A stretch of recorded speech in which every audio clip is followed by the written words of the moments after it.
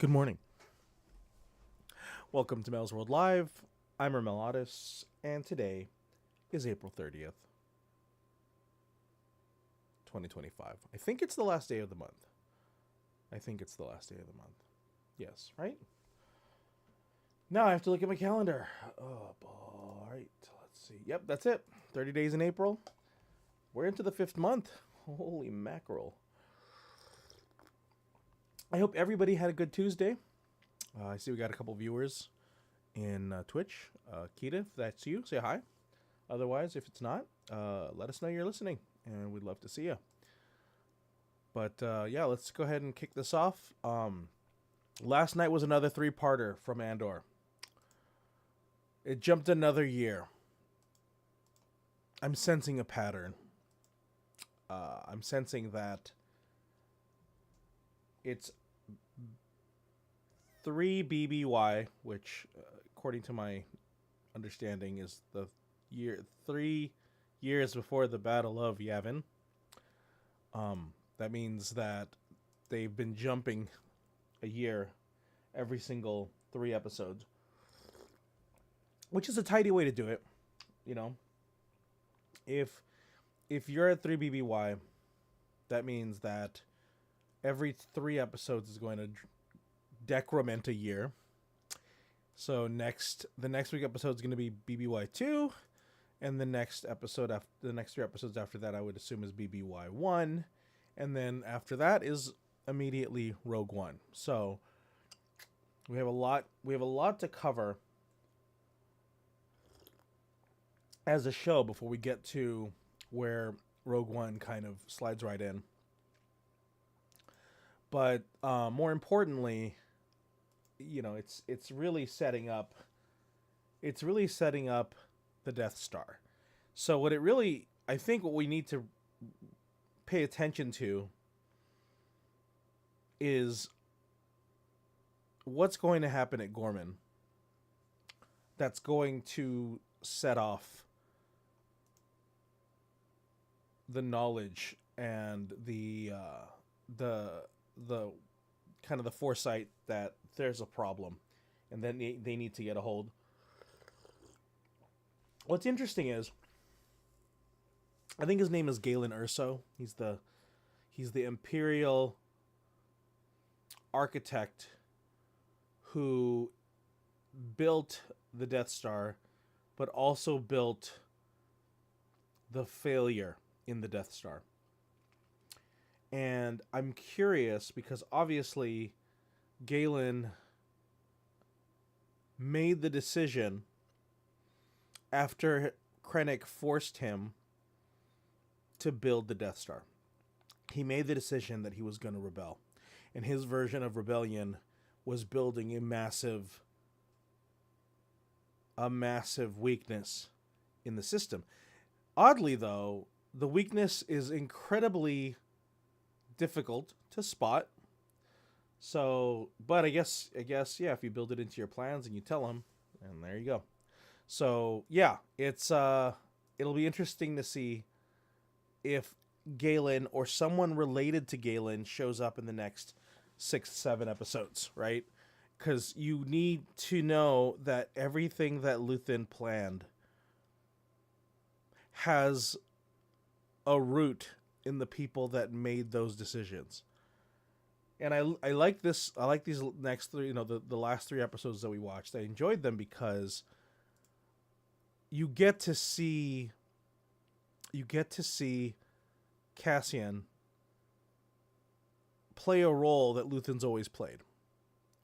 Luthen has always been that actor, two-faced. He's changed his persona, and you see Cassian change into that kind of high luxury life.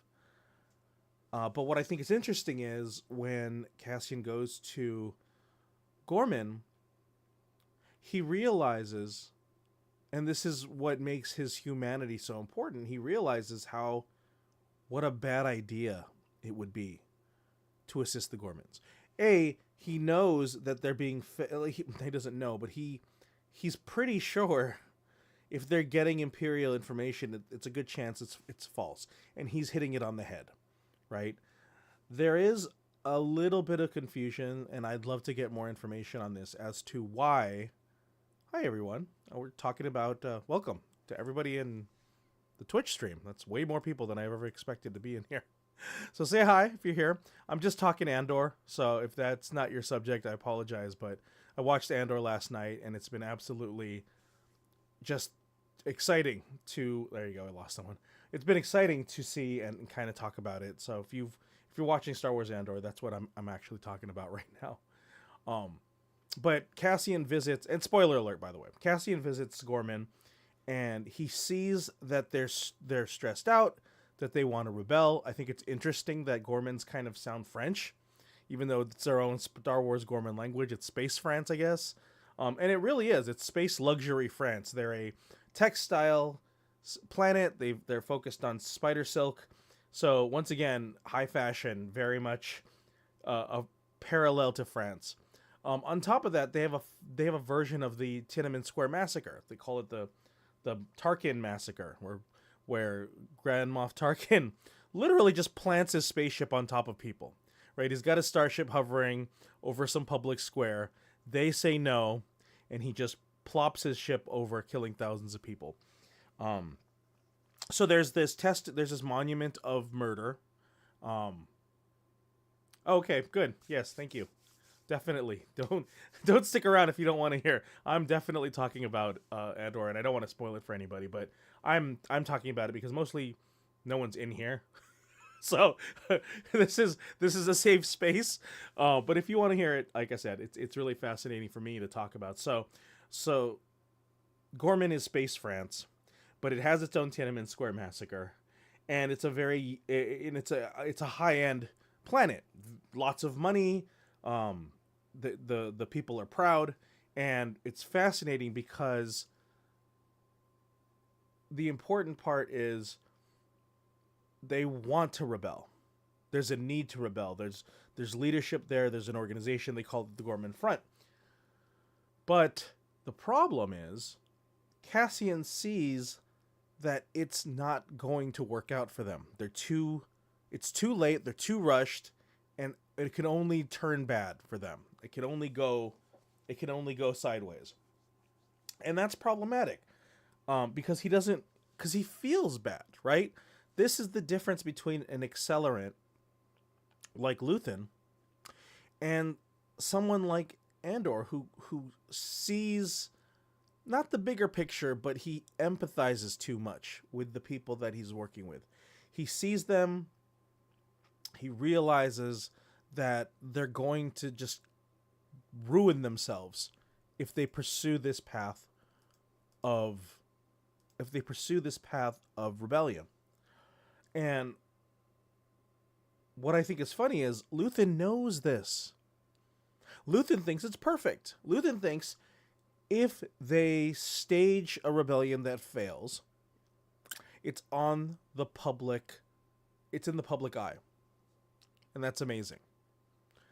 If they stage a rebellion that's successful, it's still a public spectacle. It still gets this vision across that there is people who are like the Gormans, right? A very organized, wealthy, public trading sector who are willing to fight the Empire. That's another way of saying, hey, this is someone who we look up to or who we consider a strong force standing up to the bullies. And Luthen can't see it fail any other way. If they fail, if Gorman fails, if they're completely squashed, that sends a sentiment across the galaxy that rebellion will be fought. But that's also going to be very important. Like I said, he's an accelerant. He wants the Empire to overcorrect. And the reality is, because he wants the Empire to overcorrect, that is a problem for Cassian. It's a huge problem because he needs to he understands how it's going to hurt people. You know, when it came to stealing money out of Aldani, that was money going to the Imperials. It was millions and millions and millions of credits, and it only hurt the Empire.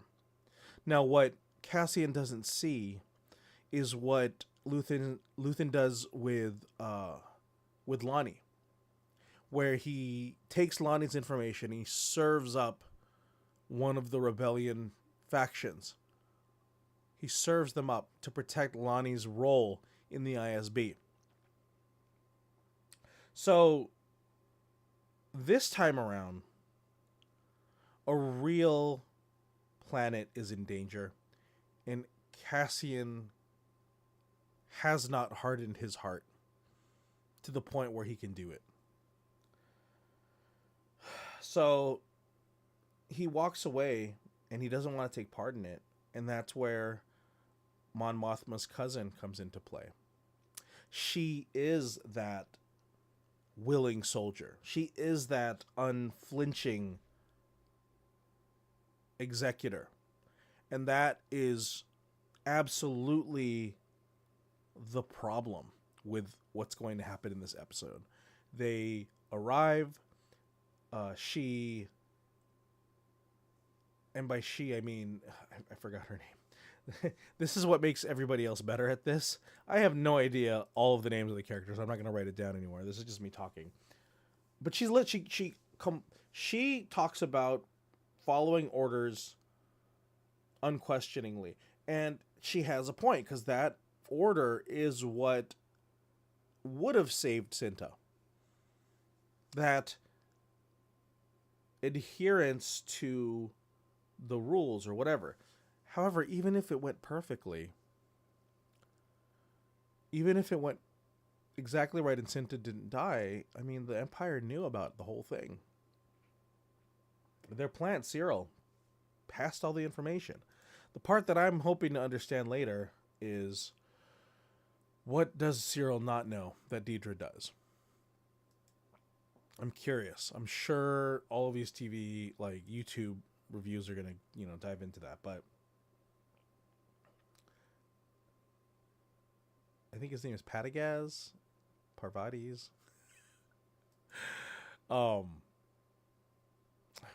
The guy from Game of Thrones, the Kyber or whatever his name is, he and Deidre have made an agreement that something is not 100% known to Cyril. And it'd be curious to know what that is. Anyways, yeah, Andor, the last 3 episodes were great.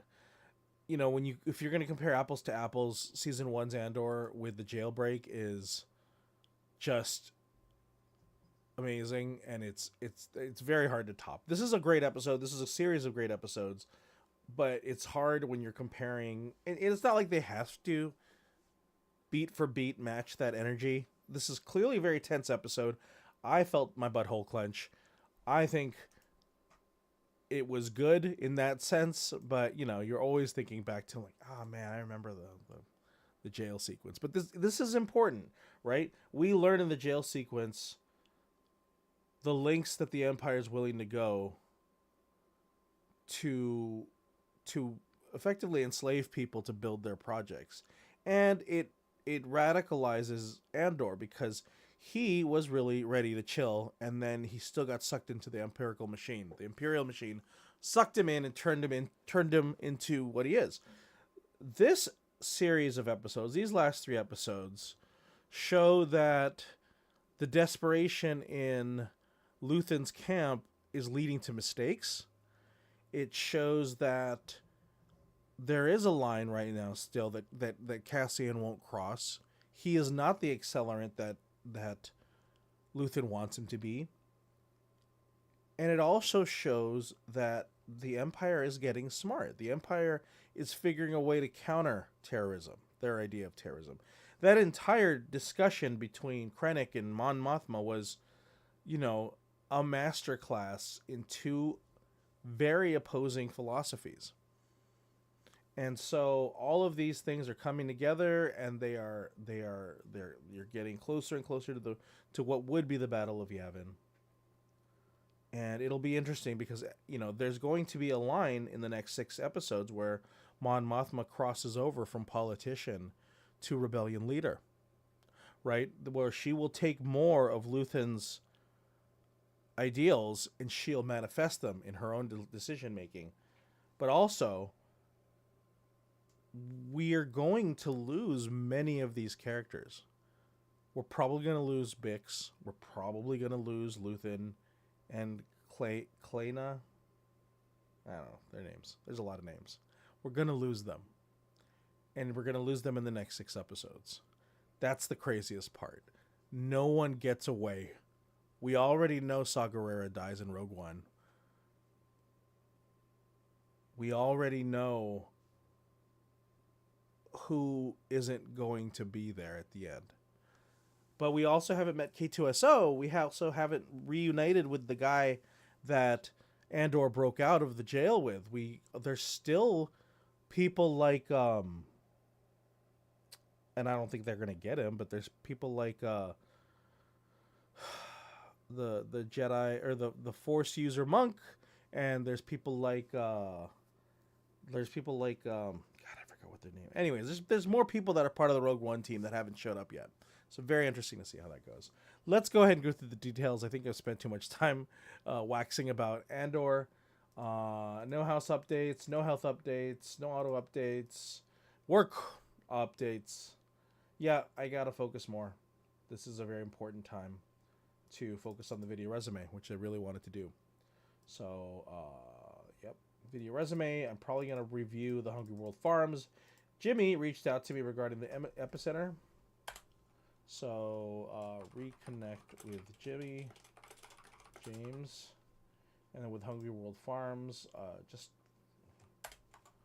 follow up with what, to see what Sam wants and needs. Apply to more jobs. Apply to more jobs. All right. And then as far as projects goes, I think today I will record the final version of the song. Where is it? Where is it? Oh, I guess I cleared it off. The Fuzog song. I just got to do a final recording. Also, working with Night of Breath. She's going to re-record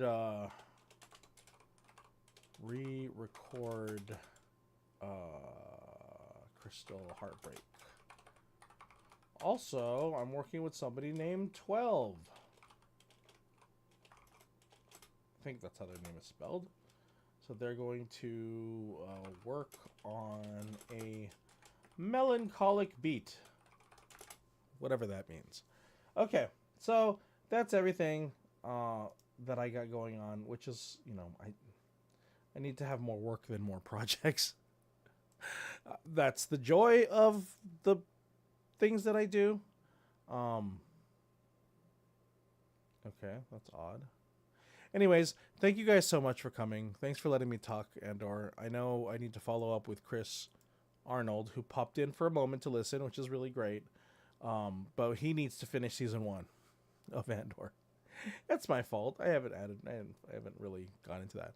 But thank you guys so much for tuning in and letting me vent. I really appreciate it, and we'll see you tomorrow, Wednesday. Have a fantastic Tuesday. I hope you have a good one, and we'll see you on the first day of May. This is Roundflow. Melzworld Live. Peace out.